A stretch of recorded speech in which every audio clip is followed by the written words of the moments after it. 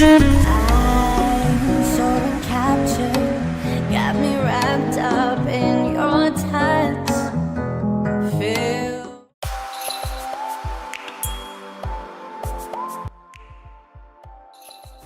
Hey guys, welcome back to the channel. So in the series of talking about anxiety, this will be the last video on this week's discussion of anxiety. I just figured, why not talk about my story, the main reason why I got anxiety, if that's a type of question or answer, whatever. But I've been thinking about it and I said, you know what, Steph, you did 2 videos already on anxiety, so why not go ahead and share your story about how you first started getting anxiety. You know, maybe this can help someone out there because maybe we have a similar story and maybe you don't know how to handle it. So I really hope that this 3rd segment on my channel for this week can truly help you, because anxiety is something that is like, it's mind-blowing, and people that have it understand, and people that don't have it don't really understand what it really is and what it means for a person going through things to have it. So I decided I'm gonna go ahead and share my story on how I first developed anxiety, and maybe this video can shed some light to you or someone that you know suffering with anxiety. I have always had anxiety since I can remember. It really began as a child, and I try not to go back on, like, I'm trying to get out of telling my story and that others don't feel offended by my story, because at the end of the day, this is my journey, this is my testimony, and not everyone will have the same feelings, you know? But I just think growing up, you know, just growing up and my dad being a single father when I was a little girl, and you know, my mom was in and out of jail, and just the whole fear of, it's like my anxiety goes from, you have to first develop your points of anxiety. So like, what triggers your anxiety? So for me, I have a fear of losing people. That's why I am a hoarder on memories. That's why I take in everything. And it's partially why I am very family oriented. So it has some good things about it. That's what I do want to shed some light on. It does have some good things that have come out of it. But on the flip side of it, it's like these things are a cause of my anxiety, but then it's like it helped me to be the woman that I am today, and why I look at the world a little bit differently, if that kind of makes sense. But I'm gonna explain it. Hope I'm not like ranting over the things, because I didn't want to think this story out, because if you have anxiety, thinking about something can trigger your anxiety to happen. So I try not to do that.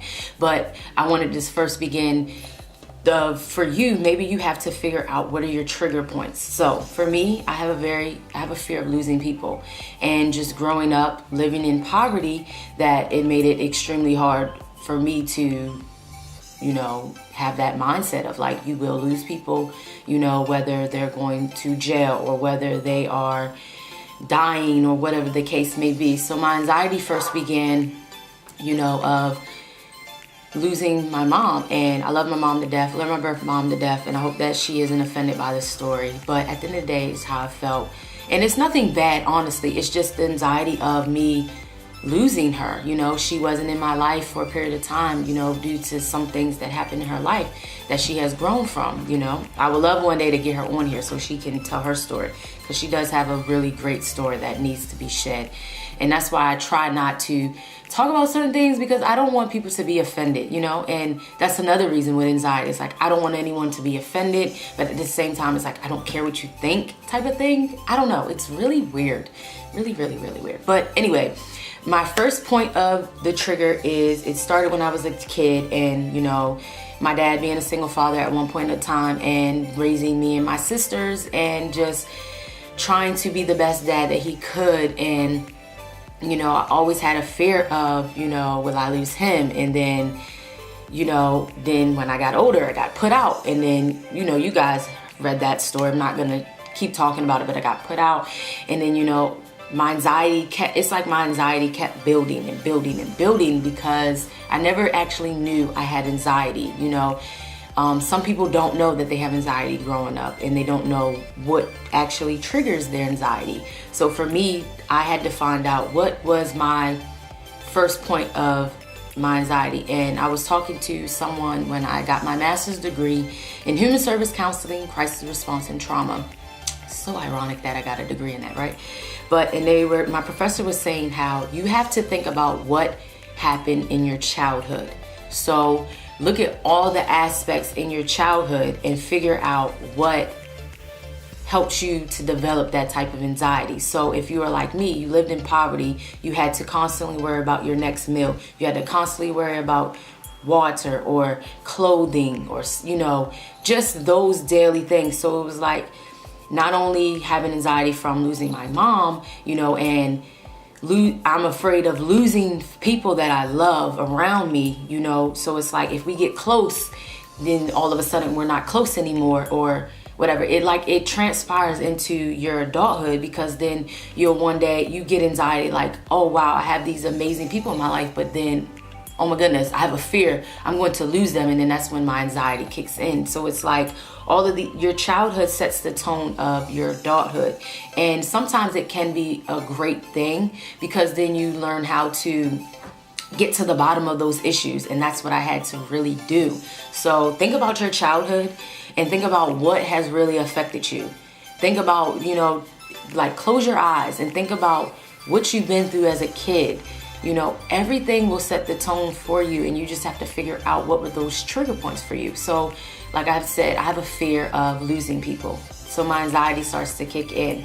It's partially why I don't really like making friendships, because, you know, I know people come in your life for a reason, and it's either a lesson or it's something, you know, it's something that God wants to show you to get you to the next level in your life. And it hurts, you know. I have anxiety of, you know, losing people, and that's just what it is, and my anxiety kicks in. But I have to tell myself, Steph, you will lose people along the way of your journey, so you can't constantly think that it's you. You know what I'm saying? So sometimes your anxiety trickles in, but you have to like talk to it. And if you watch my video previously of how I deal with anxiety, you have to think about those 7 things when it comes to your anxiety trying to come into play. So for me, you know, I'm not trying to get off track, but it's like you have to really think about things. It's like a puzzle, you know, like you really have to like look at your life in a whole, look as if it was a puzzle, and put the pieces together to kind of figure out what makes sense. And anxiety is really heavily in this generation. You know, like I said before in my 2 other videos, I have come across so many individuals my age or younger dealing with anxiety, dealing with depression. And it's like, why? We're like 27. Like, we should not be having this much of anxiety. But then you have to think about your childhood. You have to think about the things that you have been through and to the point of where you are right now. So I have a fear of losing people. I had to think about that. So then another thing is I worry a lot. I told you guys I worry a lot. So I look back at my childhood. I had to constantly worry about things. So now as a woman, as an adult, I'm always trying to plan ahead. I'm always trying to think of my next steps, even though God does not want you to do that. But He doesn't say you can't think about your future, you know, but I have to kind of talk to myself and say, Steph, you can't plan for every moment. And that's when my anxiety kicks in, because what if things don't go right? And I constantly battle with myself, because you guys know I speak life into everything that I do. I'm not afraid to, it's so weird. I'm not afraid to be happy for things that are happening in my life. But then on the flip side of it, my anxiety's like, girl, what if this don't happen? You know, it's like this, that, and the third. And then that's when I start worrying. That's when I start feeling it in my stomach. And that's when I have to talk myself out of these things and really lean on my faith a little bit more. It's like a constant battle that I deal with. But like I said, you have to think about your childhood. You have to think about those things that you have really been through and why you are this way. So another thing that really affects me is I don't like to be late. My anxiety kicks in so bad. And the reason is my grandmother did not play that. I could not be late. I had to be held accountable. So as a woman, my anxiety really starts to kick in if I'm late for things like doctor's appointments or just things that I have to get done. I fuss my husband out, and it's really bad. It has gotten to the point where I get so sick. I start stressing out. I start worrying, and I really don't like that about myself. And it's like it's a constant battle, because it's like society wants you to be on time, but then you go to doctor's appointments and they're not on time for you. So I'm learning how to deal with that. I'm learning how that, Steph, sometimes it's okay to just take your time, because some people just really don't value your time. But I love that I am on time. I love that I can make commitments. You know, it's like each thing that I have been through really has made me the woman that I am, like I said previously. But then it's like on the flip side of it all, I don't want it to stress me out to the point I'm losing my mind. And a key aspect in it all is, you can even ask my husband, like, he has been the biggest supporter in it all, because it used to be 10 times worse with my anxiety. Like, my anxiety had used to been so bad to the point, like, I would throw things. This was before my kids. I would throw things, and it just really was not healthy at all. But sometimes you really have to find someone to help level you. So I'm more of a fire. He's more of a calm spirit. So you have to find someone who really gets you and not judge you because of what you are going through, because anxiety is rough. And if a person doesn't really know what exactly anxiety is, or to have it, they won't understand what it is. Like, I hate confrontation, because I know me. My anxiety starts kicking in, and I try to warn people, I don't like confrontation. I don't like people yelling at me. I don't like the finger mess, because why? My anxiety kicks in, and then I turn into a different person. And I have come a long way. Me and my husband have been together 9 years this year. And when I say from point A to where I am right now, meaning B, even my grandmother was like, you have come a long, even people that have known me say, Steph, you have come a long way, because I used to allow anxiety to take over my life. I had a bad attitude. I was bitter. You know, I was angry, and I would just lash out at things, and I would do things that not harm myself, but do things to make people feel what I was going through.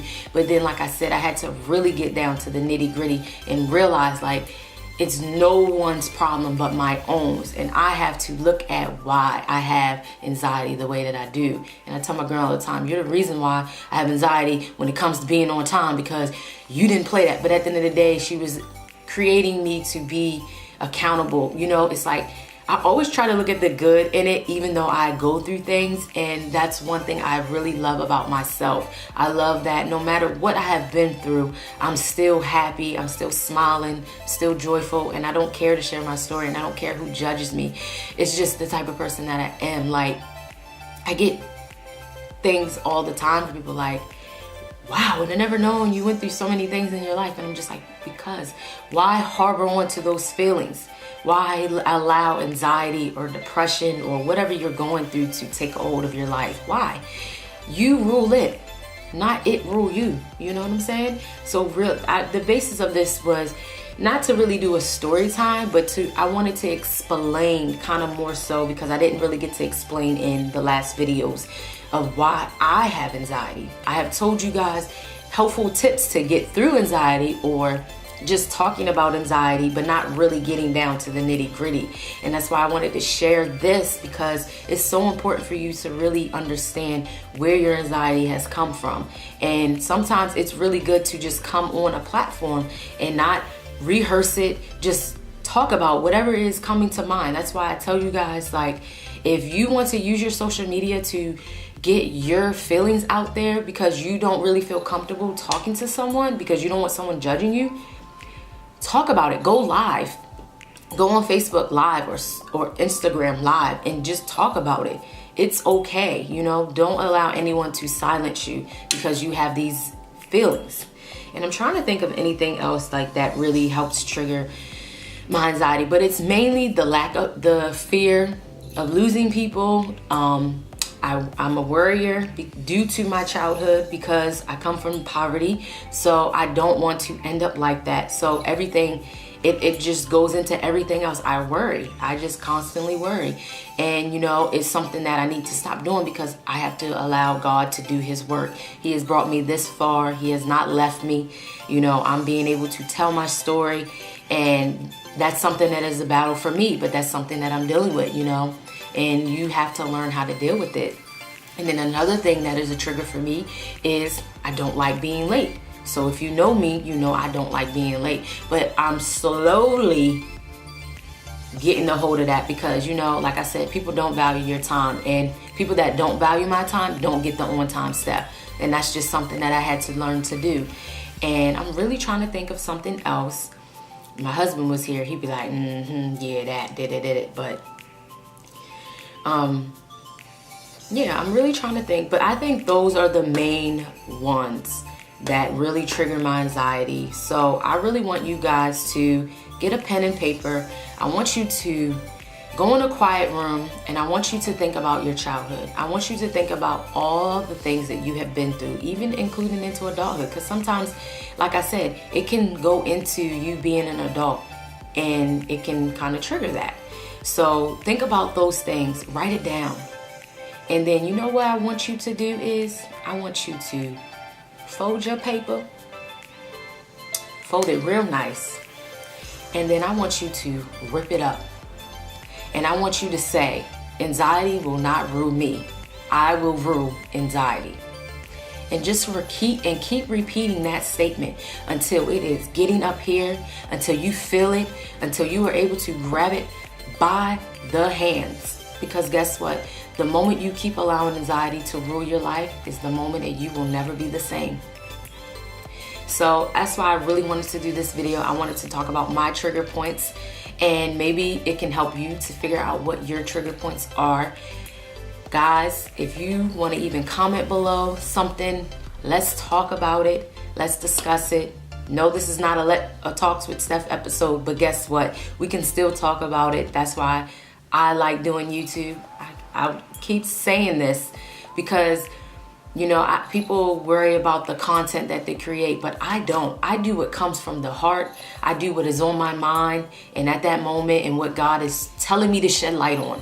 Because I have a story. We all have a story, and your story matters. And I want you to know that you are important, because we are losing too many young men and women due to anxiety, depression, bullying. We're losing too many of this generation. I have never seen so many people lose their life or take their life due to what is attacking them. So it has to be talked about. It has to be done, because I want change, and this is the first step of change, because I'm someone just like you struggling with anxiety. But guess what? Anxiety does not rule me. I rule anxiety. I kick her butt every day, and every day is another day to keep grinding with it. But I will see you guys in my next video. Please make sure you give this video a thumbs up, and don't forget to hit that subscribe button so you can join the family. And let's keep talking about real life issues, and let's keep this thing going of kicking anxiety's butt.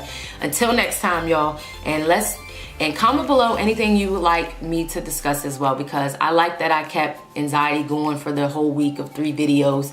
So maybe next week we can talk about something else for like a whole week and just do things, you know. I'm always here, like I told you guys. And don't forget to send me an email if you don't feel comfortable commenting below. My email is info@itsjuststeph.com, and it is confidential. You don't even have to tell me your name or whatever you don't want to say, you know. And maybe you want to put it in third person.